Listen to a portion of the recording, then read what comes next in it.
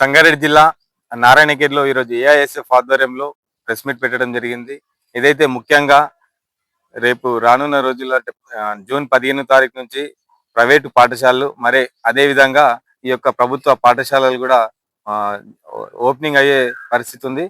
కాబట్టి ఏదైతే ప్రభుత్వ విద్యను కాపాడుకోవాలని చెప్పేసి ప్రైవేటీకరణ అంటే జిల్లాలో జరుగుతున్నటువంటి ప్రైవేటు కార్పొరేట్ పాఠశాలల దోపిడీని అరికట్ట వేసేందుకు అదే విధంగా ఈ యొక్క అధికారులు ముఖ్యంగా ఈ యొక్క ప్రైవేట్ పాఠశాలలో ఫీజుల విషయంలో కానీ పుస్తకాలు కానీ అదే విధంగా ఆ పాఠశాలల్లోనే యూనిఫామ్లు ఆ పాఠశాలలు అనేది ఒక షాపింగ్ మాల్ లా ఏర్పాటు చేసుకొని అందులోనే అన్ని ఇస్తాం.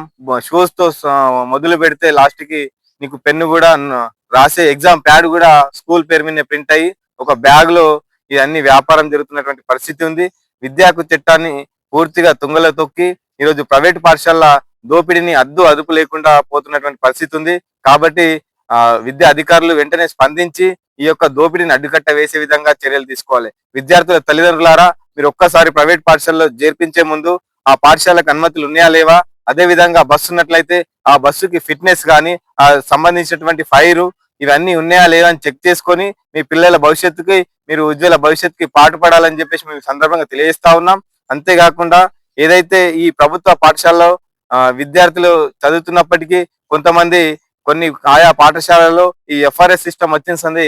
ఆ ఎఫ్ఆర్ఎస్ చేసుకున్న తర్వాత ఆ పాఠశాలలో ఉండి చదువు చెప్పినటువంటి పరిస్థితి లేదు.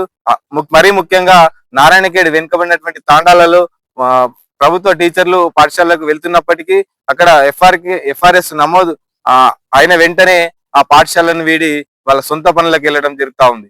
ఇలాంటి ఘటనలు పునరావృతం కాకుండా ప్రభుత్వ పాఠశాల బలోపేతం కోసం అదే విధంగా ఏదైతే సంక్షేమ హాస్టల్ ఉన్నాయో హాస్టల్ ప్రారంభానికి ముందు అన్ని హాస్టళ్లు సొంత భవనాలు అద్దె భవనాల్లో కొనసాగుతున్నటువంటి హాస్టళ్లకి సొంత భవనాలు నిర్మించేలా రాష్ట్ర ప్రభుత్వం చర్యలు తీసుకోవాలి. ఎందుకంటే ముఖ్యంగా మీరు సీఎం దగ్గరనే ఈ విద్యాశాఖ ఉంది కాబట్టి ఈ స్కాలర్షిప్లు కానీ ప్రభుత్వ సంక్షేమ హాస్టళ్ల గురించి కానీ మీరు ఒక్కసారి ఆలోచన చేసి వీటిపైన సంబంధించినటువంటి బడ్జెట్ ఎక్కువ మొత్తంలో కేటాయించి విద్యకు ప్రాధాన్యత ఇవ్వాలని చెప్పేసి మేము ఈ సందర్భంగా తెలియజేస్తాం.